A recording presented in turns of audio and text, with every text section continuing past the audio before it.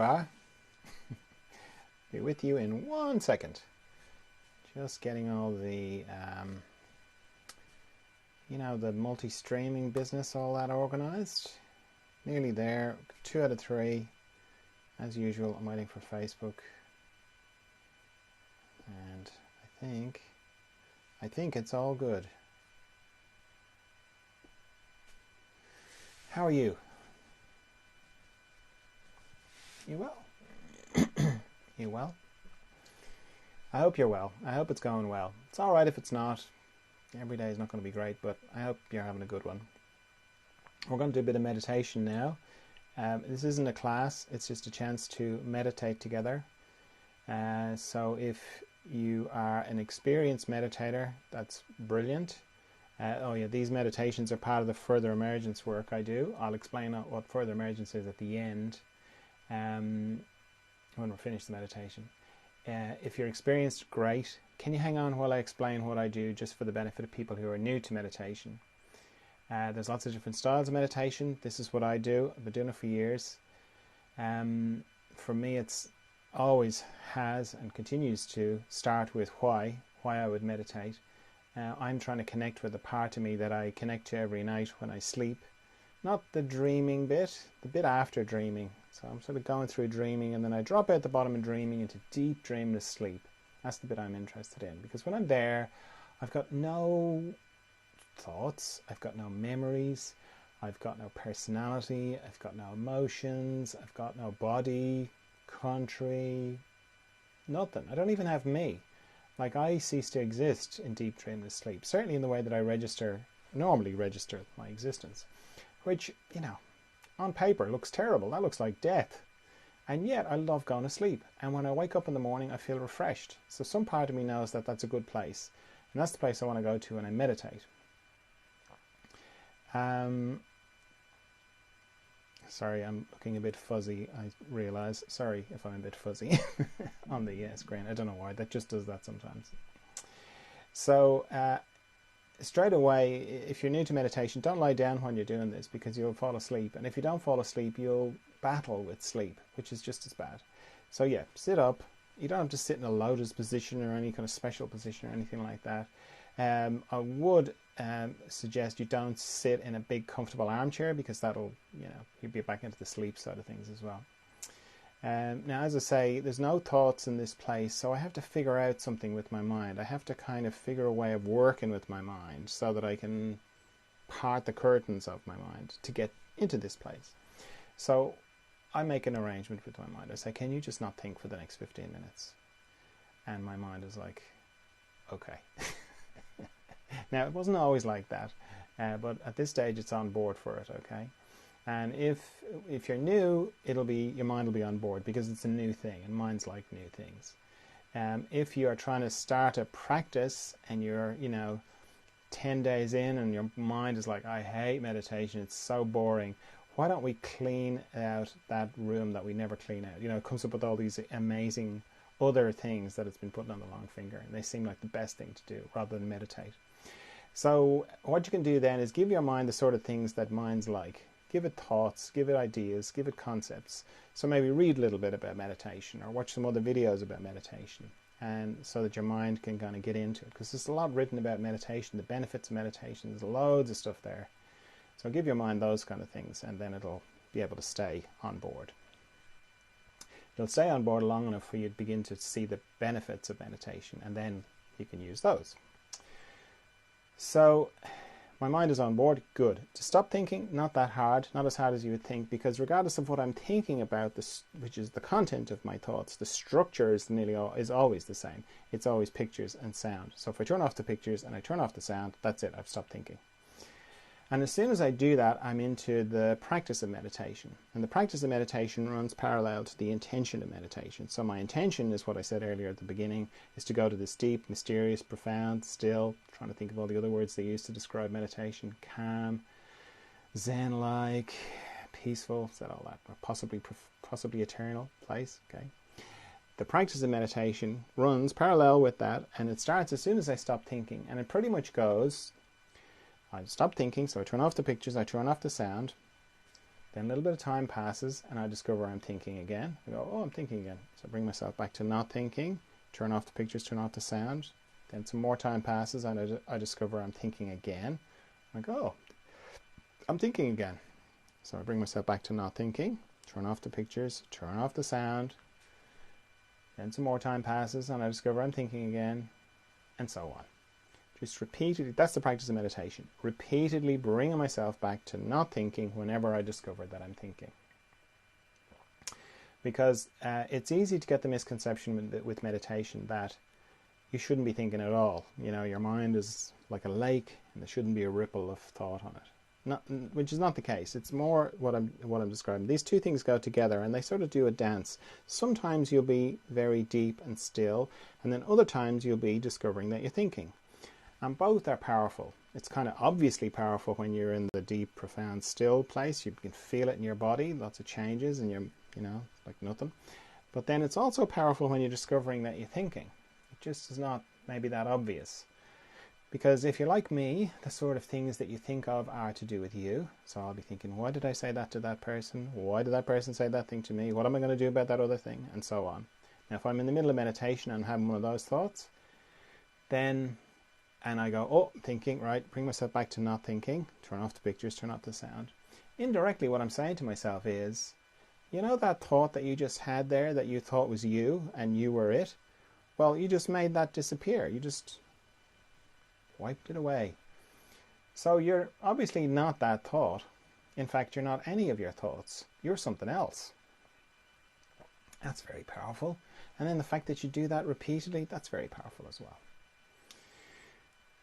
So the main thing is, don't add to your thinking by thinking that you're thinking too much. Or you're doing it wrong or anything like that. There's no right or wrong way to do it. There's no right or correct amount of times that you should be bringing yourself back to thinking. It changes. It changes from day to day and it can change hour to hour. You can meditate in the morning and be one way and meditate in the afternoon and be a different way. So, you know, give yourself that break. And the only thing that you need to do, every time you discover that you're thinking, you bring yourself back to not thinking, you're doing great. That's it. You're doing fine. Now, while I'm doing all that, I'm also letting go of tension in my body, or I'm becoming more conscious of my body. That's probably another way of putting it. I have a system for that. I scan my body from my head down to my toes and back up again, very slowly, very gently. Anywhere I find tension, I let it go. And I use my out breath to let it go, because it's natural to just breathe it away. But it's also a good way of bringing my awareness to my breathing, because it's quite easy to hold your breath in meditation or to stop breathing altogether. So using the out breath is good for that. Also, as I'm scanning my body, I'm paying particular attention to any structures in my body that go across or transverse, because mostly my body runs like a river longitudinally, and the transverse sites or areas that go across, they act a little bit like a log across that stream. You pick up the twigs, the branches, and anything else that's coming down the stream, except in my body it's tension. So I'm paying particular attention to my eyes. There can be a lot of tension there. My jaw, my tongue, the base of my neck, my shoulder girdle, my shoulders, all my joints, because they're transverse sites as well. So my shoulders, elbows, wrists, fingers, my heart area, my respiratory diaphragm, all my intestines, my pelvic floor, my hips, my knees, my ankles, and my toes. And as I say, anywhere I find tension, I just breathe it away. A little trick, if you find you can't breathe it away, sometimes it helps to bunch it up. Meaning, if I'm in my shoulders and I'm like, oh, I'm letting go of the tension in my shoulders and I'm breathing and it's not really going. If you bunch them up and then drop them, that can break it, and then you can let more tension go. Having a nice quiet room is really helpful if you're new to meditation, because as soon as you close your eyes, your hearing's going to amplify, and one of the things that triggers thoughts are noises. So the less noises, just at the beginning, the better. It'll help you. And then the other thing I do to help my mind have less things to think about is I set a timer for how long I'm going to meditate for. Now I'm going to set my timer for 15 minutes, but if you're new to meditation, I'd encourage you to set it for shorter than that. Set it for 5 minutes and then repeat that 3 times, because 15 minutes is a long time if you're not used to it. So yeah, 5 minutes, 3 times. Okay. So let me get my timer going. Okay, off we go into the mystery.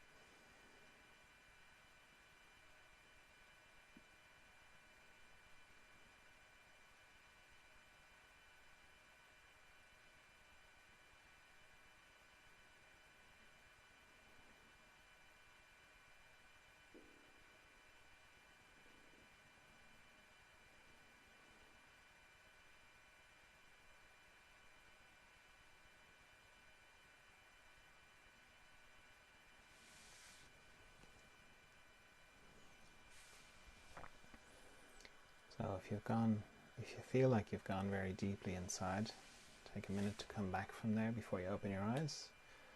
Or if you feel like you can hold the inner space and the outer space, then just open your eyes. And if when you do that you feel like you lose contact with the inner space, you can just close your eyes again. Oh, yep, there it is. Open them again. No, lost it again. Close them again. Open them again. You can use your eyes like a valve to balance the inner space and the outer space. So as I said at the beginning, these daily meditations, they're part of the further emergence work I do. Further emergence is to do with growth, specifically inner growth, growing as a person, spiritual growth, consciousness growth, awareness growth, all that sort of thing. Because when you're growing as a child, adolescent, adult, your body's growing, and then you sort of it switches. When you become an adult and you reach maturity, it switches into something else. But you keep growing on the inside, just the same way.